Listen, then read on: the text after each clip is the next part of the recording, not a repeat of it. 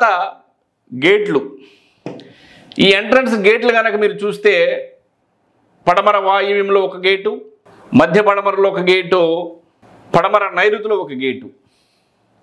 చూడండి ఎంత అమాయకత్వమో, చూడండి ఎంత అమాయకంగా నిర్మిస్తున్నారో చూడండి. చివరికి ఏమైంది? ఏం సాధించారు? వాస్తుదోషం పాటించకుండా మీరు ఏం సాధించారు?